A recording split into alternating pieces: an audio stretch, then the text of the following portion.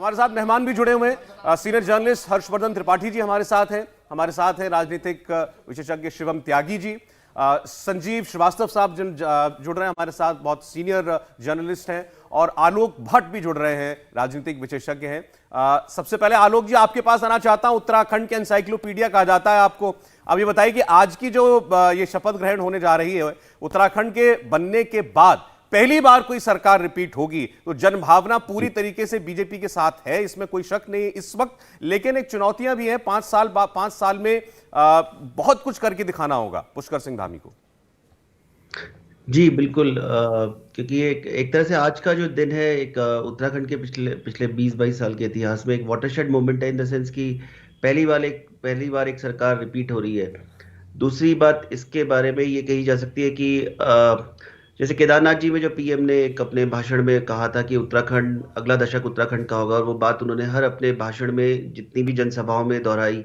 हर की बीजेपी ने भी उसको अपना एक स्लोगन तरह से बना लिया था। तो उसको देखते हुए यहाँ पे आशाएं काफी सारी हैं स्टेट में, और उसके लिए अब एक जिस तरह से एक युवा नेतृत्व को कमान सौंपी गई है, तो उसका उसका एक अच्छा खासा काफी यहाँ पे वो बना हुआ है कि ये इसके इसके मतलब इसका फल दिखेगा विकास के उसमें, चाहे विकास हो चाहे, क्योंकि यहाँ पे जैसे मुद्दे हैं, हेल्थ का मुद्दा है हमारे यहाँ, एक इंफ्रास्ट्रक्चर का मुद्दा है, और इन पे सरकार ने काफी, इस पे बीजेपी ने अपने मैनिफेस्टो में काफी प्रोमिसेस भी की हैं।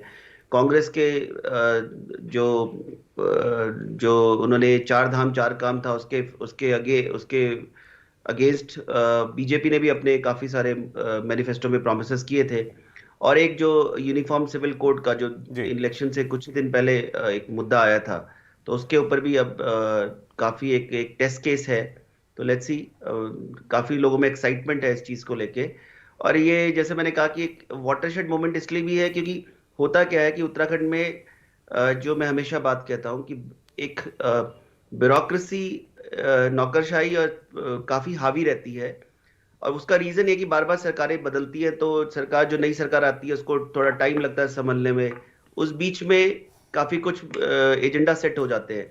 इस केस में अब वो नहीं है कि कंटिन्यूटी है।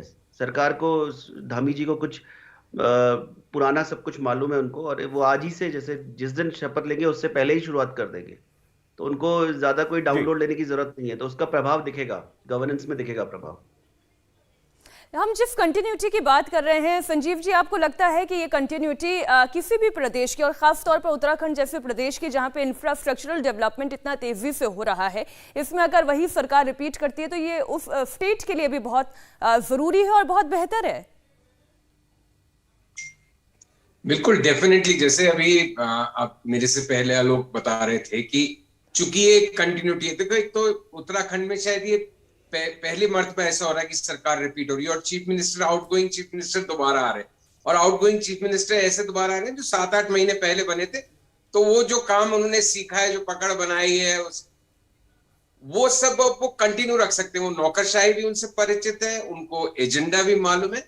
उत्तराखंड का जो रिजल्ट है और पुष्कर सिंह धामी का दोबारा से चीफ मिनिस्टर बनना, ये दोनों अपने आप में बहुत ही लैंडमार्क बातें हैं। और मैं काफी हद तक, देखिए, कोई भी कंपैरिजंस बिल्कुल परफेक्ट नहीं होते, लेकिन बहुत ज्यादा आपकी जीत जो हुई है पंजाब में, आप उससे इसकी तुलना करके देख सकते हैं। देखिए, वहां भी एक चेंज का मूव था।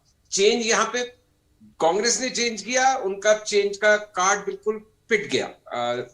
जो उन्होंने चीफ मिनिस्टर बनाया चन्नी जी को, यहाँ पे चीफ मिनिस्टर बनाया, पार्टी में कोई सुपुगाट नहीं, कोई हंगामा नहीं, गड़बड़ नहीं। थोड़े बहुत लोग जो थे, जो कर रहे थे, जैसे अभी देवेंद्र पाराशर बता रहे थे, एक former chief minister mister Rawat, तो वो डिस्क्रेडिटेड हो गए थे कहीं ना कहीं जनता की नजर में। तो लोगों में एक जो चेंज की चाहत होती है, वो पंजाब में आपने दी, और बहुत हद तक उत्तराखंड में जो एक बड़ा फैक्टर है, चेंज की चाहत को रिप्रेजेंट कर रहे थे पुष्कर सिंह धामी। और इसीलिए एक नया ताजगी वाला चेहरा, फ्रेश अप्रोच और एक यंग लीडरशिप, तो अब इन पे बहुत बड़ी जबरदस्त जिम्मेदारी आ जाती है कि जो सब एक्सपेक्टेशंस हैं, of course central leadership, Narendra Modi, वो सब फैक्टर थे।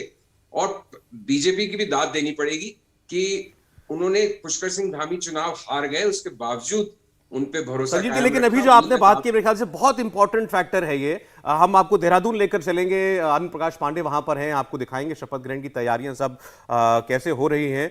आनंद, जरा एक बार बताइएगा क्या बंदोबस्त है, क्या तैयारियां हैं और कौन कौन आने वाला है दिल्ली से यहां?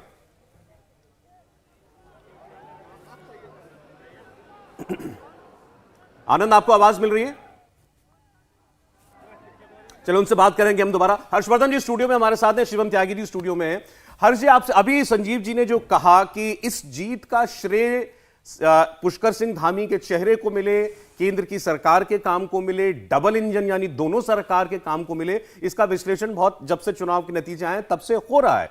लेकिन इसमें कोई शक नहीं, उत्तराखंड जैसे प्रदेश के अंदर जो काम हुए हैं वो शायद ना हो पाते अगर केंद्र सरकार का सहयोग उसमें नहीं होता। निश्चित तौर पर, और इसीलिए जब हम मैंडेट कहते हैं कि 5 राज्यों के चुनाव के नतीजे क्या हैं, तो बहुत क्लियर कट मैंडेट है कि जहां जहां मोदी हैं, चूंकि पंजाब में कोई बेस नहीं था, पंजाब में कोई भारतीय जनता पार्टी की राजनीति नहीं थी, लेकिन चारों ही राज्यों में मोदी के नाम पर वोट मिला। अब उसको वहां की जो सरकार थी, वहां की जो लीडरशिप थी, उसने सपोर्ट किया क्या? तो निश्चित तौर पर सपोर्ट किया। और ये देखिए, इसको हमें इस तरह से भी देखना चाहिए कि भारतीय जनता पार्टी के बारे में हमेशा कहा जाता है कि सेकेंड लाइन ऑफ लीडरशिप बड़ी जबरदस्त होती है। अभी आप सोचिए कि 46 साल के, 47-48 साल के और 51 साल के, ये जो 49 साल के, ये जो भारतीय जनता पार्टी के तीनों चीफ मिनिस्टर हैं, यानी सभी 50 के नीचे हैं।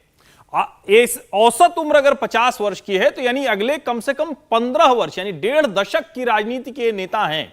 और इनको जब चुना गया था, इनके बारे में एक बात मैं बता दूं, जब धामी लखनऊ विश्वविद्यालय में थे और विश्वविद्यालय इकाई के मंत्री थे एबीवीपी के, वहां से ये आए और उस वक्त भगत सिंह कोश्यारी मुख्यमंत्री हुआ करते थे, तो राजपुर रोड पर जो उनका घर है वहां लोग धामी को ही खोजते हुए जाते थे और उनके राजनीतिक गुरु के तौर पर भी हैं।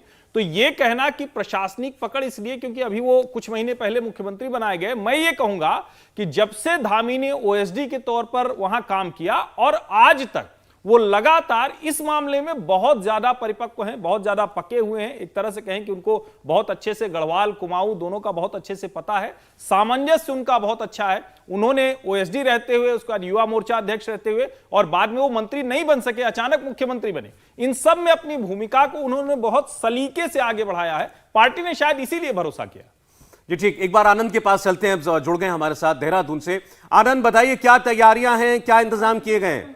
मैं पुनः आप सभी को आपका स्थान ग्रहण करने के लिए। जी देखिए, आपको मैं बता दूं कि यहाँ पे जिस तरह से बीजेपी ने ऐतिहासिक जीत दर्ज की है, उसके हिसाब से तैयारियां भी यहाँ पे भव्य की गई है। 3 मंच बनाए गए हैं। जो मुख्य मंच है जहां पर शपथ ग्रहण समारोह होगा, यही वो मंच है जहां पर प्रधानमंत्री नरेंद्र मोदी मौजूद रहेंगे, गृह मंत्री अमित शाह, राजनाथ सिंह समेत तमाम बीजेपी के वरिष्ठ नेता, बीजेपी शासित राज्यों के मुख्यमंत्री मौजूद रहेंगे। और यहीं पर पुष्कर सिंह धामी और उनके जो नए कैबिनेट के साथी होंगे उनको गवर्नर शपथ दिलाएंगे। इसके अलावा 2 मंच और बनाए गए हैं। एक मंच पे जो साधु संत है उत्तराखंड के, उनको जगह दी गई है, वहां पे वो बैठेंगे। और उसके अलावा ये जो तीसरा मंच है, वहां पर विधायक बैठेंगे और साथ ही साथ उत्तराखंड के आंदोलन में जिन आंदोलनकारियों ने भाग लिया था उनके लिए भी एक और मंच बनाया गया है। यानी कि जिस तरह से बीजेपी को ऐतिहासिक जीत मिली है कि पहली बार ऐसा हो रहा है कि कोई सरकार रिपीट हो रही है और जो मुख्यमंत्री थे वो दोबारा शपथ लेने जा रहे हैं, तो ऐसे में इस कार्यक्रम को भव्य बनाने की पूरी तैयारी की गई है। और यहाँ पर ग्राउंड की बात करें, जहाँ पर शपथ हो रही है परेड ग्राउंड में, यहाँ पर 20 से 25 हजार कुर्सियां लगाई गई है लोगों के लिए, दर्शकों के लिए बैठने के लिए। और इसके साथ साथ यहाँ पर जो भी आसपास के लोग जो देखना चाहते हैं उनके लिए कुछ स्क्रीन भी लगाई गई, क्योंकि भीड़ ज्यादा हो जाती है तो वो स्क्रीन पे भी इसको देख सकते। यानी कि अब से कुछ देर बाद यहाँ पे कार्यक्रम शुरू हो जाएगा। बीजेपी के सेंट्रल महासचिव BL संतोष यहाँ पहुंच चुके हैं, वो पूरी तैयारियों का जायजा ले रहे हैं क्योंकि कुछ देर बाद यहाँ पे प्रधानमंत्री नरेंद्र मोदी मौजूद होंगे, JP नड्डा मौजूद होंगे, अमित शाह, राजनाथ सिंह समेत बीजेपी के तमाम जो बीजेपी शासित राज्यों के मुख्यमंत्री वो भी मौजूद रहेंगे। इसके अलावा आपको बता दें कि उत्तराखंड बीजेपी के जो प्रभारी है दुष्यंत गौतम, वो भी पिछले 2 घंटे से यहाँ परेड ग्राउंड में एक एक जो तैयारी है, एक एक चीज है उसका जायजा ले रहे हैं कि इस शपथ ग्रहण समारोह में कोई भी कमी न रह जाए, कहीं से भी कोई शिकायत न हो, किसी कार्यकर्ता को कोई दिक्कत न हो, साथ ही साथ दर्शक जो आम जनता आ रही है उनको भी कोई दिक्कत न हो। इंडिया टीवी हर वक्त हर जगह डाउनलोड करने के लिए सर्च करें India TV news Google play store या ऐप स्टोर पर।